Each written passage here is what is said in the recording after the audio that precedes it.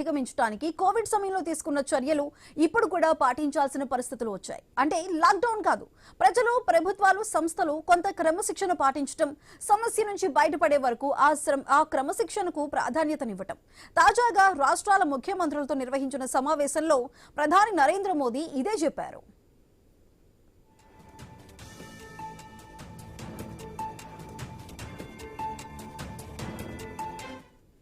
ఈ సంక్షోభ సమయంలో టీమిండియాలా పనిచేద్దామన్నారు ప్రధానమంత్రి నరేంద్ర మోదీ. కోవిడ్ సమయంలో టీమిండియాలా కలిసి సాగామని కామెంట్ చేస్తున్న ప్రధానమంత్రి ఇప్పుడు కూడా అదే స్ఫూర్తితో సాగాలని హితవు పలికారు. ప్రజా ప్రయోజనాల సంరక్షణకు ప్రాధాన్యం ఇవ్వాలన్నారు. నిత్యావసర వస్తువుల సరఫరాపై కంట్రోల్ సెంటర్లు ఏర్పాటు చేయాలని, అక్రమ నిల్వదారులపై ఉక్కుపాదం మోపాలని చెప్పారు. ఈ దిశగా సమస్యను అధిగమించేందుకు ప్రధాని కీలక సూచనలు చేశారు.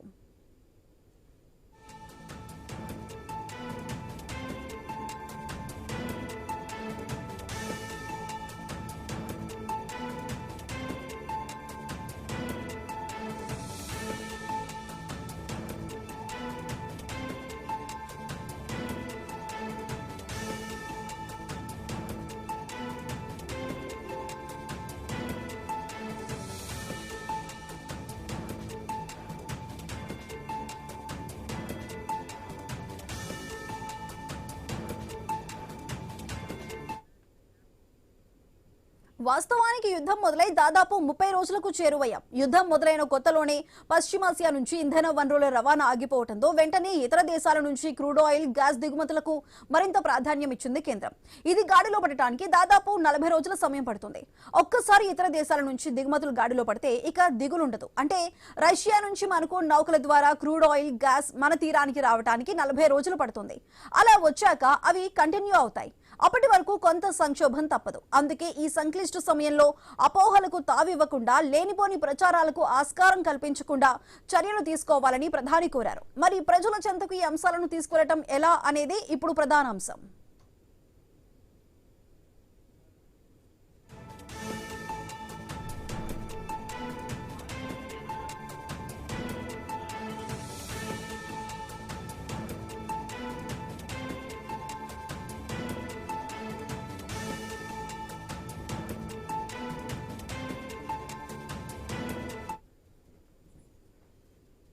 ప్రపంచవ్యాప్తంగా కూడా ఇంధన సంక్షోభం నెలకొన్న ఇటువంటి సంక్లిష్ట సమయంలో ఎటువంటి అపోహలకు తావివ్వకుండా, ఎటువంటి ప్రచారాలకు ఆస్కారం ఇవ్వకుండా ఒక టీం ఇండియాలా కలిసి పనిచేద్దామంటూ ప్రధాని మోదీ చెప్పిన వ్యాఖ్యలు ఎంతవరకు కార్యరూపం దాలుస్తాయి? మరి అంశాలకు సంబంధించిన మరింత విశ్లేషణని మా కొలీగ్ ఆశా న్యూస్ రూమ్ నుంచి కంటిన్యూ చేస్తారు.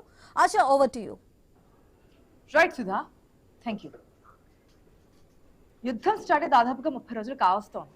మనం ప్రతిరోజు ఏం జరుగుతున్నాయి, డెవలప్మెంట్స్ ఏంటి, ఎక్కడ ఏ విధంగా ఉందో పరిస్థితులు అనేది డైలీ మాట్లాడుతూనే ఉన్నాము. మినిట్ టు మినిట్ అక్కడ ఏదైనా మనకి అప్డేట్ వచ్చినప్పుడు ఆ అప్డేట్ని కూడా మనం వివరిస్తూనే ఉన్నాం. అయితే ఇప్పటి వరకు మన దేశానికి సంబంధించి ఎటువంటి సంక్షోభం లేదు, సమస్య లేదు అని చెప్పుకుంటూ వచ్చారు. మనకి ఫస్ట్ గ్యాస్కి సంబంధించి, కొరతకు సంబంధించి మాట్లాడాము. ఆఫ్టర్ దట్ పెట్రోల్, డీజిల్కి సంబంధించి కూడా అంటే నిన్న మినహాయించి 2 రోజుల పాటు పెట్రోల్ బంకుల దగ్గర సిచ్యువేషన్ ఏ విధంగా ఉందో మనం చూసాం. దాదాపుగా ఇంకా పెట్రోల్ ఉండదేమో అని చెప్పి ఉన్నది ఎక్కడెక్కడ వెహికల్స్ అనేవి కూడా తీసి ఫుల్ ట్యాంక్స్ చేపించి మొత్తం ఒక తతంగా నడిచినటువంటి వ్యవహారం మనకు కనిపించింది. మళ్ళీ నిన్నటి నుంచి సేమ్ నార్మల్ సిచ్యువేషన్ మనకు కనిపిస్తోంది. ఈ రోజైతే మరి డైలీ ఏ విధంగా ఉంటుందో ఆ విధంగానే మనకైతే పరిస్థితులు ఉన్నాయి. అయితే ప్రధాని మోదీ మన పార్లమెంట్ లో చేసినటువంటి వ్యాఖ్యలు కావచ్చు, నిన్న సీఎం అంటే రాష్ట్రాల సీఎంలతో మాట్లాడినటువంటి కామెంట్స్ కావచ్చు, జాగ్రత్తగా ఉండాలి. అంటే మన కోవిడ్ టైంలో ఏ విధంగా అందరం ఏకతాటి మీద ఉండి ఏ విధంగా అయితే విజయం సాధించామో ఇప్పుడు కూడా అదే విధంగా ఉండాలి. టీం ఇండియా అలాగా పనిచేయాలి. రాజకీయాలనేది పక్కన పెడదాం. రాజకీయాలకు అతీతంగా అన్ని రాష్ట్రాలు కలిసి ఒక అడుగు ముందుకేస్తే, అందరం కలిసి పనిచేస్తే గనక ఈ సంక్షోభం నుంచి బయటపడే అవకాశం ఉంటుంది అని.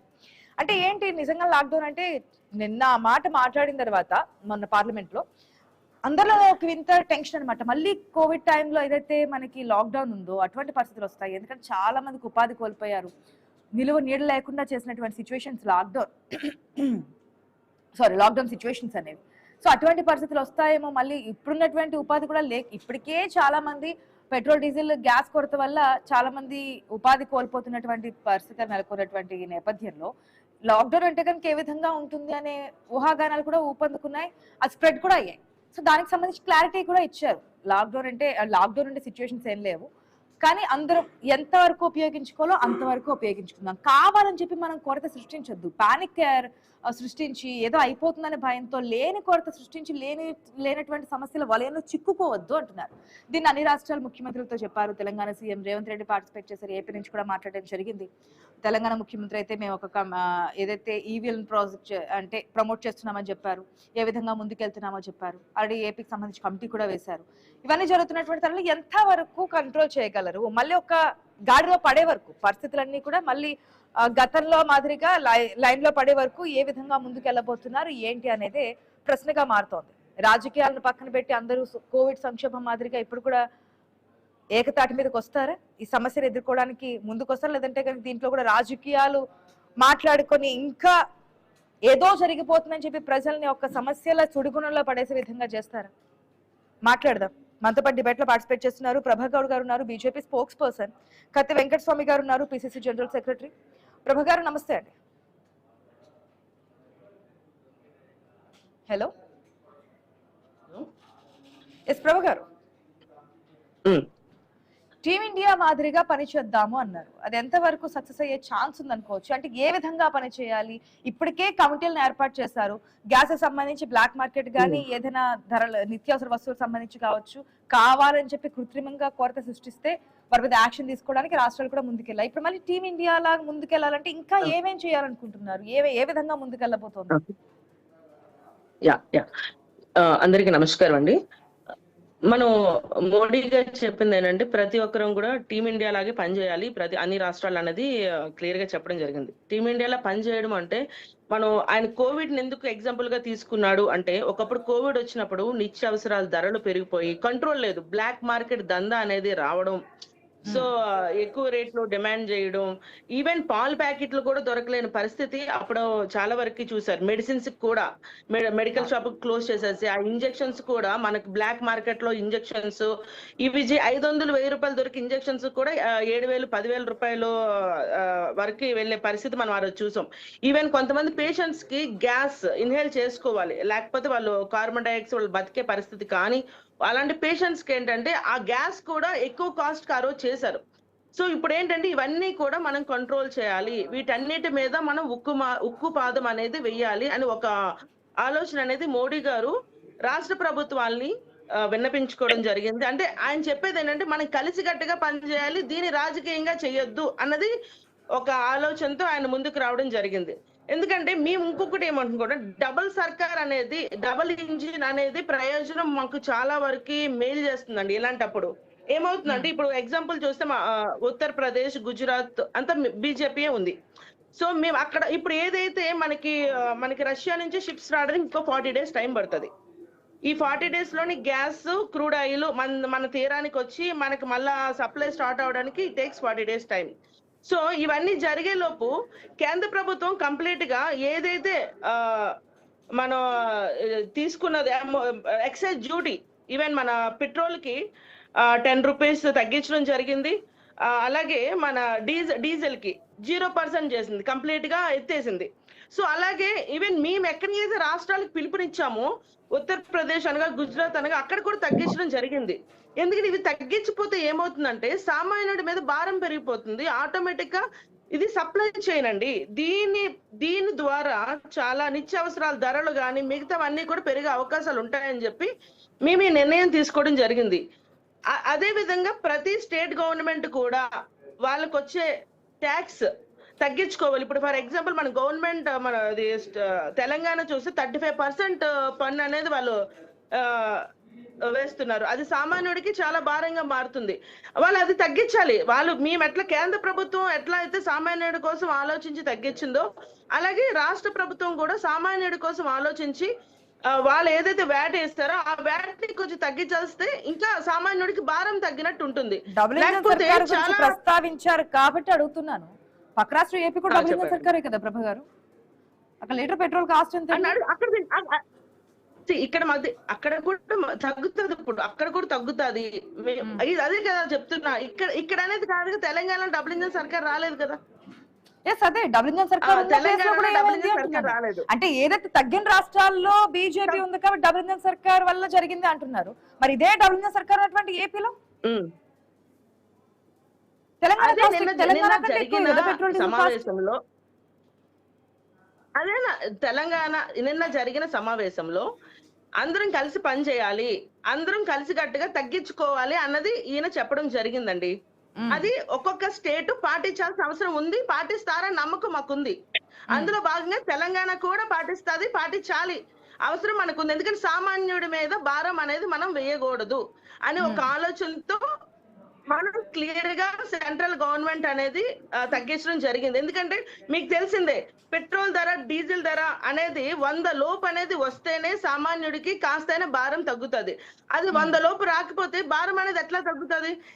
మెయిన్ నిత్యావసరాలు, ఇప్పుడు ఏమైనా పళ్ళు కొనాలన్నా, కాయగూరలు కొనాలన్నా కూడా ఈ లైక్ పెట్రోల్, డీజిల్ వీటి వల్లే కదా అవన్నీ కూడా పెరిగే పరిస్థితి ఈ రోజు చూస్తున్నాం మనం. అవి కానీ మెడిసిన్స్ కానీ ఇంకా ప్రతి ఒక్కటి కూడా ఇప్పుడు మన హాస్పిటల్స్ కూడా అంతే కదండి. హాస్పిటల్ కూడా కోవిడ్ టైంలో ఏం చేశారు, లక్షల బిల్లు వేసేసారు. ఇప్పుడు ఆ పరిస్థితి రాకూడదు అంటే అలా రాకుండా మనం కంట్రోల్ చేయాలి అన్నది. సో గత అనుభవాలు దృష్టిలో పెట్టుకుని ఇప్పుడు ఆ పరిస్థితులు రాకుండా జాగ్రత్తలు తీసుకోండి అంటున్నారు. ఆ విధంగా తీసుకోవాలి మనం కోవిడ్ పరిస్థితులు మనం అనుభవించాం. అక్కడ జనాలకి తిండి కూడా లేని, ఈవెన్ రేషన్ బియ్యం కూడా మీకు తెలిసే ఉంటది. రేషన్ బియ్యం కూడా దాచేసి ఆ బియ్యాన్ని కూడా సైడ్ రూట్ నుంచి అమ్ముకోవడం జరిగింది. జనాలకి బియ్యం కూడా లేని పరిస్థితి, మంచినీళ్ళు తాగడానికి కూడా మంచినీళ్ళు లేని పరిస్థితి. అలాంటి పరిస్థితులు మనం చాలా చూసాం. కోవిడ్ టైంలో చాలా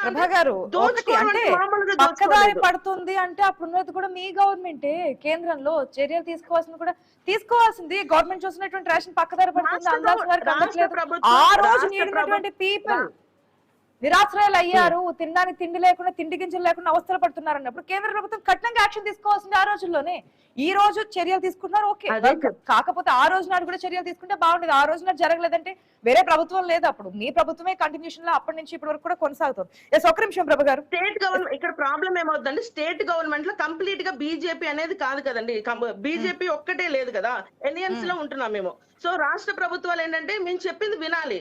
వాళ్ళు కొంతమంది వింటారు, కొంతమంది వినరు, పెడచోని పెడతారు. అలాంటప్పుడు ఏమవుతుంది, ఇప్పుడు మా చేతిలో ఉన్నది కాబట్టి మేము పెట్రోల్ 10 రూపీస్ మేము ఎక్సైజ్ డ్యూటీ తగ్గించాం, అది డైరెక్ట్ గా మా చేతిలో ఉంది కాబట్టి. డీజిల్ కంప్లీట్ గా 0 చేసాం. ఎందుకు? ఈ రెండు మా చేతిలో ఉన్నాయి కాబట్టి మేము చేసాం. మరి తెలంగాణ స్టేట్ గవర్నమెంట్ ఎందుకు చేయలేదు ఎంతవరకు? ఓకే, ఎక్సైజ్ డ్యూటీ గురించి మాట్లాడుతున్నారు కాబట్టి దాని గురించి కూడా నేను మాట్లాడతాను. ఒక్క నిమిషం, వెంకటస్వామి గారు జాయిన్ అయ్యారు కాబట్టి ఆయనతో మాట మళ్ళీ మీ దగ్గరికి వస్తారు. ఒక నిమిషం వెయిట్ చేయండి ప్రభు గారు. వెంకటస్వామి గారు నమస్తే అండి. నిన్న మీటింగ్ లో సీఎం కూడా పార్టిసిపేట్ చేశారు రేవంత్ రెడ్డి. ఏ విధంగా ముందుకెళ్తున్నాము, సంక్షోభాన్ని ఎదుర్కోవడానికి ఎటువంటి ప్రయత్నాలు చేస్తున్నాము, ఇవన్నీ కూడా క్లియర్ కట్ గా చెప్పారు. మనం విన్నాము, ఈవెన్ ప్రోత్సహించాలి, ఇవన్నీ కూడా మేము ముందుకెళ్తున్నాం. ఆర్టీసీలో కూడా మేము ఎలక్ట్రిక్ వెహికల్స్ తీసుకొస్తున్నాం. ఓకే, ఇవన్నీ పక్కన పెడితే రాష్ట్రాలు కూడా సహకరించాలి. కేవలం డబుల్ ఇంజన్ సర్కార్ ఉన్నటువంటి ప్రాంతాల్లోనే రాష్ట్రాలునే కాదు, ఏదైతే మేము కూటమిగా లేనటువంటి రాష్ట్రాల్లో కూడా కాంగ్రెస్ కానీ మిగిలిన పార్టీలు కానీ అధికారం ఉన్నటువంటి రాష్ట్రాలు కూడా ముందుకెళ్లాలి అని చెప్తున్నారు. పదే ఎక్సైజ్ డ్యూటీ గురించి చెప్తున్నారు, మేము తగ్గించాము. ఇప్పుడు తగ్గించారు, మరి గతం నుంచి ఏమైంది? బ్యారెల్ మనకి $100 కన్నా తక్కువ ఉన్నప్పుడు ఆ కాస్ట్ తగ్గించిందా కేంద్ర ప్రభుత్వం? ఓకే, ఇప్పుడు విషయానికి వస్తే కనుక ఏ విధంగా ముందుకెళ్ళబోతున్నారు? కేంద్రానికి సపోర్ట్ చేయబోతుందా తెలంగాణ గవర్నమెంట్?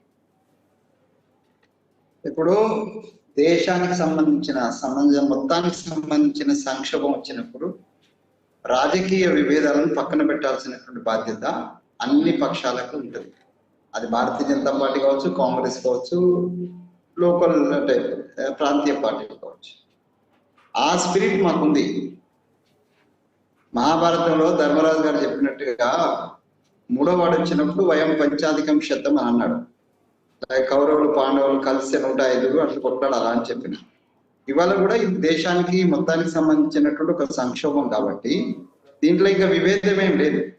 సో అందరం కలిసి కట్టుగా ఈ సంక్షోభం నుంచి ఎట్లా బయటపడడానికి చేయాల్సినటువంటి చర్యలు కేంద్రము, రాష్ట్రాలు కలిసి ప్రజల గురించి ఆలోచించి ప్రజల యొక్క ఇబ్బందులను దాటుకోవడం కోసము, వాళ్ళ యొక్క సంరక్షణ కోసం 2 ప్రభుత్వాలు కలిసికట్టుగా ఒకే ప్రభుత్వంగా పనిచేయాల్సినటువంటి సమయం ఇది. సో ఇది ఇక్కడ రాజకీయాలు అవుతుంది. అయితే విధానపరమైనటువంటి నిర్ణయాల విషయానికి వస్తే, ఇప్పుడు భారతీయ జనతా పార్టీ ప్రతినిధి గారు మాట్లాడినట్టు నేనేమంటున్నానంటే, అసామాన్యుడైనటువంటి మోడీ గారికి ఈరోజు సామాన్యులు గుర్తొచ్చినారు. ఆయనకి ఎప్పుడు కార్పొరేట్లు, బిజినెస్ మ్యాన్లు వాళ్ళే గుర్తుంటారు. ఇవాళ సామాన్యులు గుర్తు రావడం అన్నది మంచిదే, కనీసం ఇప్పుడైనా గుర్తొచ్చింది సామాన్యులు. ఆ గుర్తొచ్చినందుకు, గుర్తు చేసుకున్నందుకు, వాళ్ళ మీద కొంత భారం తగ్గించడానికి వాళ్ళు చేసిన చర్యలకు మేము ఆహ్వానిస్తున్నాము, తప్పనిసరిగా ఆహ్వానిస్తున్నాం. వాళ్ళ చర్యలను మేము అభినందిస్తున్నాం, ఆహ్వానిస్తున్నాం. అయితే ఏంటంటే దీనికి సంబంధించి సంక్షోభానికి వచ్చే ముందే సంక్షోభం వస్తుందని అంచనా వేయడంలో మన దేశానికి సంబంధించినటువంటి వ్యవస్థ ఏదైతుందో, విదేశాంగ వ్యవస్థ అనుకోండి, లేకపోతే ఇంటర్నల్ వ్యవస్థ అది, ఇది కొంత ఫెయిల్యూర్ అయింది అనేటువంటిది చాలా స్పష్టం. ఎందుకంటే యుద్ధం వచ్చి 30 రోజులు అయింది, కానీ యుద్ధ మేఘాలు కమ్ముకుంటున్నటువంటి సమయంలో మనం తీసుకోవాల్సినటువంటి జాగ్రత్తలు ఇప్పుడే మేడం గారు చెప్పారు కదా, 40 days పడుతుందని ప్రధానమంత్రి గారు స్పష్టంగా చెప్తున్నారు. రష్యా నుంచి మనకు రావాల్సినటువంటి క్రూడ్ ఆయిల్ రావడానికి 40 days పడుతుందని. కానీ ఎట్లా అంటే ఇక్కడ ఒకటి వెంకటస్వామి గారు ఫెయిల్ అయిందని చెప్పి ఎట్లా అంటాం? పక్క దేశాలతో అంటే ఇరాన్ తో వార్ జరుగుతున్నప్పుడు కూడా ఇరాన్ విదేశాంగ మంత్రితో జయశంకర్ మాట్లాడి మనకి రావాల్సిన నౌకలు తీసుకొచ్చారు కదా, నందాదేవి రెండు షిప్లు వచ్చాయిగా, ఎంతో కొంత అక్కడ దౌత్యం అనేది వర్కౌట్ అయింది కదా. నేను వాళ్ళు చేసిన చర్యలను ఆహ్వానిస్తున్నా, అభినందిస్తున్నా అని చెప్పిన. అక్కడ తోటి జయశంకర్ చేసిన పైన, ప్రధానమంత్రి గారు చేసిన పైన అన్నిటినీ కూడా నేను అభినందిస్తూనే ఉన్నాను. కానీ ఇంకొంత జాగ్రత్త తీసుకోవడంలో మనం ఫెయిల్ అయినాం అనేది చాలా స్పష్టం అండి. విదేశాంగ విధానం నాకు కూడా చెప్పి, నేను ఒక ప్రొఫెసర్ని, నాకు కూడా విదేశాంగ విధానం తెలుసు. ఈ యుద్ధ మేఘాలు కమ్ముకునేటువంటి పరిస్థితిని మనం ముందు అంచనా వేయడంలో ఫెయిల్ అయినాం ఒకటి. రెండోది, పదే పదే ట్రంప్ బెదిరింపులకు భయపడి రష్యా నుంచి మనం కొనుగోలు చేసేటువంటి సిస్టమ్ ని మనము దాదాపుగా 4-5 మాసాల క్రితం ఆయన ఇచ్చిన ఇన్స్ట్రక్షన్ మేరకు, ట్రంప్ ఇన్స్ట్రక్షన్ మేరకు ఎన్నో ఏళ్ళ నుంచి మనం తీసుకున్నటువంటి రష్యా ఆ క్రూడ్ ఆయిల్ యొక్క ఏదైతే రవాణా ఉందో దాన్ని మనం ఆపినాం. అది ఒక పెద్ద తప్పిదం. ఒకవేళ ఆ క్రూడ్ ఆయిల్ ఆ మధ్య కాలంలో ఆపకున్నట్టయితే ఈ సంక్షోభం ఇంత ఎక్కువ వచ్చేది కాదు. సో కాబట్టి ఈ రెండు విషయాలలో ఆ చర్యలు అంటే ముందస్తు చర్యలు తీసుకోవడంలో ప్రభుత్వ వైఫల్యం ఉన్నది. ఒప్పుకున్నా ఒప్పుకోకపోయినా వైఫల్యం. కానీ ఆ వైఫల్యాల గురించి ఇప్పుడు డిస్కస్ చేసి వాళ్ళని నిందలేసి రాజకీయ విమర్శ చేయాలనే ఉద్దేశం మా పార్టీ కానీ మాకు కానీ లేదు. డెఫినెట్ గా ఇప్పుడు సంక్షోభ సమయము, ప్రజలందరిగా ఇబ్బందిగా ఎదుర్కొంటున్నటువంటి సమయం కాబట్టి మేము తప్పనిసరిగా కేంద్ర ప్రభుత్వానికి సంపూర్ణంగా సహకారం, రాష్ట్ర ప్రభుత్వం నుంచి ఎటువంటి సపోర్ట్ వస్తుంది? కేంద్ర ఏదైతే నిన్న మోదీ చెప్పారో అన్ని రాష్ట్రాలు టీమ్ ఇండియాలా పనిచేయాలని చెప్పి, ఈ టీమ్ ఇండియాకి సంబంధించి తెలంగాణ రాష్ట్రం నుంచి ఎటువంటి సపోర్ట్ ఇస్తున్నారు? ఏ విధంగా ముందుకు వెళ్ళబోతున్నారు? ఈ బ్లాక్ మార్కెట్ కానీ ఈ దందాన్ని కంట్రోల్ చేయడానికి ఏంటి ఆల్రెడీ కమిటీని ఏర్పాటు చేశారు, గతంలో మనం చూసాము. కానీ ఎంతవరకు గ్రౌండ్ లెవెల్లో పనిచేస్తోంది? ఏదైనా ఎక్కడైనా వర్క్ చేయడము, ఎక్కడ ఏం జరుగుతుందని చెప్పి చూడడం, ఏమైనా జరుగుతున్నాయా? ఇప్పుడు రెండు అంశాలండి. ఒక రాష్ట్ర ప్రభుత్వము పనిచేయాల్సింది ముందుగా తనకు మించిన, తనకు మారిన ధర్మం లేదండి. కాబట్టి ఇప్పుడు ఈ రాష్ట్ర ప్రభుత్వం ఇక్కడ ఉన్నటువంటి ప్రజలను సంక్షోభం నుంచి బయటకు తీసుకురావడంలో రాష్ట్ర ప్రభుత్వంగా మేము చేయాల్సిందంతా కూడా ప్రధాన మా కాన్సన్ట్రేషన్ అంతా కూడా తెలంగాణ ప్రజల మీదనే, తెలంగాణ ప్రాంత ప్రజల మీదనే. వీళ్ళ సంక్షేమానికి ఏం చేసుకోవాలా, వీళ్ళ ఇబ్బందులను అధిగమించడానికి ఏం చేయాలా, ఇవి ఫస్ట్ చేస్తాం. రెండో అంశం ఏంటంటే మేము కేంద్రానికి సహకరించాలి.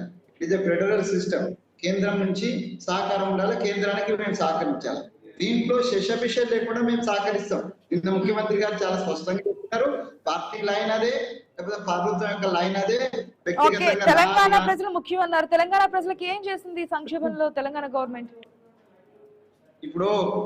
ఇప్పుడు అంశాలు వచ్చినాయి. పెట్రోల్ కు సంబంధించినటువంటి సంక్షేమం 2 రకాలు ఉన్నది. ఒకటి కృత్రిమ, ఇలా వ్యాపారాలు, బ్లాక్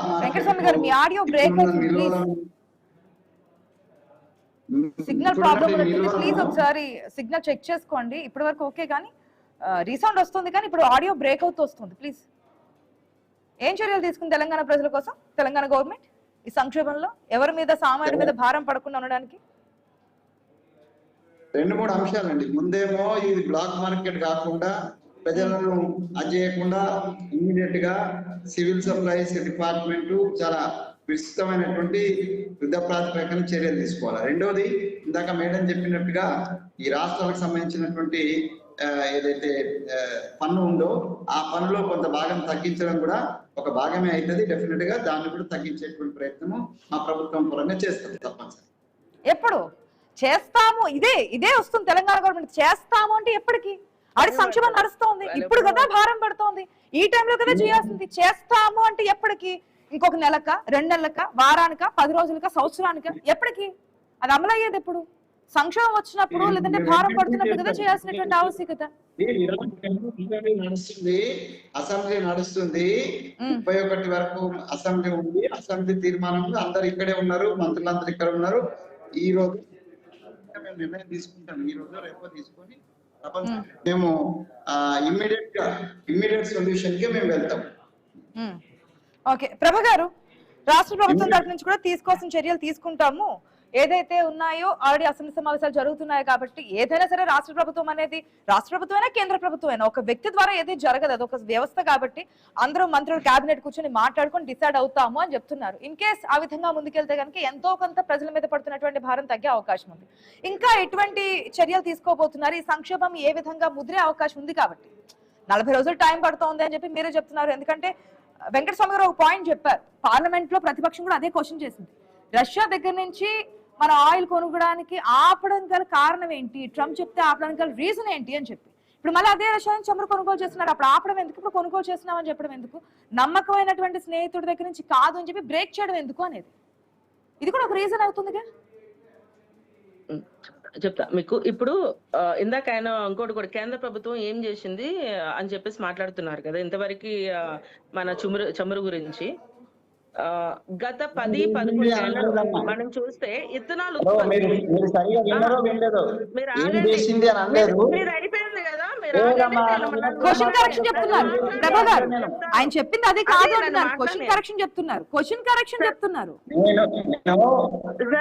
నేను ఏం చేసింది అనలేదు, నేను అప్రిషియేట్ చేసిన. విన్నారా వినలేదా మీరు? నేను అభినందిస్తున్నాను. కానీ అది మేము సామాన్యుల మీద భారం పడకుండా ఉండడానికి మేము గత ఇన్ని సంవత్సరాల్లో ఇప్పుడే మేము చేసామంటున్నారు కదా. మరి చెప్పనేయండి, నన్ను చెప్పనేయండి అమ్మా. ఒక దశాబ్దం క్రితం మనం చూస్తే దేశంలో మనకి ఇథనాల్ బ్లెండింగ్ కెపాసిటీ ఎంత ఉండేది? 1.5% ఉండేది సామర్థ్యం. ఇప్పుడు ఎంత ఉంది? 20%. 20% ఎక్కడ, 1.5% ఎక్కడ? అది మీరు ఆలోచించండి. గత 10-11 ఏళ్లలో ఇథనాల్ వెంకటస్వామి గారు ఒక నిమిషం కంప్లీట్ చేయనివ్వండి. వెంకటస్వామి గారు ఒక నిమిషం కంప్లీట్ చేయనివ్వండి. Let me complete. దాని బ్లెండింగ్ పై చాలా కృషి చేశారు ఆ రోజు. దాని వల్ల 20% మనం ఈ రోజు బ్లెండింగ్ కెపాసిటీ పెంచుకున్నాం. సో దీని వల్ల 4 ప్రతి సంవత్సరం 4.5 crore బ్యారెల్ అండ్ బ్యారెల్స్ అనేది చమురు మనకి భారం తగ్గుతుంది. అంటే ఇది ఆటోమేటిక్ గా మనం ఇంపోర్ట్ అనేది చేసుకోవడం తగ్గుతుందా లేదా? సో అక్కడ తగ్గితే ఆటోమేటిక్ గా సామాన్యుల మీద భారం తగ్గుతుంది కదా. అదే విధంగా రైల్వే కాబట్టి నా క్వశ్చన్ కి ఆన్సర్ చేయండి ప్రభు గారు. ఎందుకంటే ప్రజలు కూడా ఈ అంశానికి సంబంధించి ఆన్సర్ తెలుసుకొని చూస్తున్నారు. రష్యా దగ్గర నుంచి క్రూడ్ ఆయిల్ కొనమని చెప్పి ఎందుకు చెప్పారు? ఆ తర్వాత మళ్ళీ ఇప్పుడు రష్యా దగ్గర నుంచి రావడం మనకి 40 days టైం పడుతుంది. అది ఒక్కసారి రన్నింగ్ స్టార్ట్ అయితే కనుక ఆ ఫ్లో అట్లా కంటిన్యూ అవుతుంది, మనకి సంక్షేమం ఉండదు అంటున్నారు. ఎందుకు ఇటువంటి డెసిషన్స్ తీసుకుంటుంది కేంద్రం అని చెప్పి? కాదు, మనకి ఇంతవరకు ఎవరికైనా సామాన్యులకి ప్రాబ్లం అయిందా చెప్పండి? ఏం అవ్వలేదు కదా. మనం మనకున్న రిజర్వ్స్ ఆన్సర్ చెప్పండి ప్రభు గారు, ఆన్సర్ చెప్పండి. ఎందుకు వద్దనుకున్నారు, ఎందుకు కావాలనుకుంటున్నారు? మనకి రిజర్వాయర్స్ ఉన్నాయి, వద్దనుకోవడం కాదు. ఇది డిస్కషన్స్ నడుస్తున్నప్పుడు కొన్ని డిస్కషన్స్ లో మనం కొన్ని ఆగాల్సి ఉంటుంది. కానీ ఇక్కడ సామాన్యమైన ప్రజలకు ఇబ్బంది అనేది కలగలేదు కదా. కలిగితే మనం మాట్లాడడానికి అవసరం ఉంటుంది. కలిగిందా? ఎక్కడ కలగలేదు. కలగకుండా దాని వరకు దానికి కంటిన్యూస్ గా అందరికి ఫ్యూయల్ అనేది అందుతుంది. అదే ఆన్సర్ అంటారా? అంటే ఇప్పుడు కూడా ఎటువంటి కాదు ప్రభా గారు ఒకటే ఆన్సర్ చెప్పండి. ఇప్పుడు కూడా పెట్రోలియం శాఖ నుంచి ఎటువంటి నష్టం లేదు, ఎటువంటి సమస్య లేదు, మన దగ్గర నిల్వలు ఉన్నాయని చెప్తున్నారు కదా. మరి ఇప్పుడు మరి రష్యా వైపు టర్న్ తీసుకోండి. మనకు ఉండాలి కదా, ఉండాలనేది తీసుకోవడంలో తప్పే ఉంది. మనకి ఆపడానికి కారణం ఇప్పుడు జరుగుతున్న డిస్కషన్స్ ప్రకారం ఒక్కొక్క కంట్రీ ఒక్కొక్క స్టాండ్ తీసుకున్నప్పుడు డిస్కషన్స్ వస్తూ ఉంటాయి. ఎందుకంటే మన భారతదేశం అనేది కొన్ని కంట్రీస్ తో చాలా ఫ్రెండ్లీ రిలేషన్షిప్ ఉంది, కొన్ని కంట్రీస్ తో ఎన్ని రిలేషన్షిప్ ఉంది. మన డిస్కషన్ ప్రకారం మనం ముందుకు సాగుతూ ఉంటాం. సామాన్య ప్రజలకి మనం ఇబ్బంది పెట్టలేదు. ఫస్ట్ ఆఫ్ ఆల్ గ్యాస్ పరంగా కానీ కనిపించదంటారా ప్రభ గారు? నమ్మకమైన దేశం ఏదైనా రష్యా అని చెప్పి అనుకున్నాం ఇప్పటి వరకు. ట్రంప్ చెప్పారని చెప్పి ఆగిపోయామని చెప్పి ట్రంపే స్వయంగా బయటకు వచ్చి మాట్లాడిన సందర్భం మనం కూడా చూసాము. రష్యా నుంచి కొనుగోలు ఆపేస్తానంది అని చెప్పి స్వయంగా ట్రంప్ చెప్పినటువంటి సందర్భం కూడా మనకు కనిపించింది. దాన్ని ఎక్కడ ఖండించలేదు. చూస్తున్నాం. నరేంద్ర మోడీ గారు చెప్పారా? నరేంద్ర మోడీ గారు చెప్పలేదు. ఏమని ట్రంప్ ఆయన నచ్చినట్టు ఆయన మాట్లాడుకుంటాడు. ఇక్కడ ఖండించారా? ఆయన డిస్కషన్ అనేది ఖండించారా? అదే నేను చెప్తున్నా. ఇక్కడ మేము ఇంపోర్ట్ అనేది తగ్గించుకోవడం, మాట్లాడుకుంటున్నాము, ఈ విధంగా చర్చలు జరిగాయి, మేము స్వాగతిస్తున్నామని చెప్పి ప్రధాని మోదీ కూడా చెప్పారు. రైట్, మొత్తంగా ఏదైనా కావచ్చు ఈ సంక్షోభం నుంచి బయటపడడానికి దేశమంతా టీమ్ ఇండియాగా కలిసి పనిచేయాలంటున్నారు. ఏదైనా సరే ఒక వ్యవస్థ ఒక నిమిషం అండి ప్రభాకర్, ఏదైనా కావచ్చు సంక్షోభం వచ్చినప్పుడు అన్ని రాష్ట్రాలు కూడా ఏకతాటి మీదకి రావాలి. వచ్చినప్పుడే ఆ సంక్షోభాన్ని మనం ఎదుర్కొని ముందుకెళ్లగాల్సిన అవసరం ఉంటుంది, ఆవశ్యకత ఉంటుంది. దేశం ఏదైతే నిర్ణయం తీసుకుందో కేంద్ర ప్రభుత్వం, రాష్ట్రాలు కూడా ఆ విధంగా తీసుకుంటామని చెప్తున్నారు. కాబట్టి తెలంగాణ స్టేట్ కి సంబంధించి ప్రజల మీద భారం పడకుండా, సో తెలంగాణ కేబినెట్ సమావేశాలు కూడా జరుగుతున్నాయి, అసెంబ్లీ సమావేశాలు కూడా జరుగుతున్నాయి. కాబట్టి కేబినెట్ లో డెసిషన్ తీసుకోవాలని కోరుకుందాం, ప్రజలకి భారం తగ్గించాలని చెప్పి కోరుకుందాం. థ్యాంక్ యూ సో మచ్ ప్రభ గారు, వెంకటస్వామి గారు. ఇది వాళ్ళ క్వశ్చన్ అవర్. కీప్ వాచింగ్ ఆయన.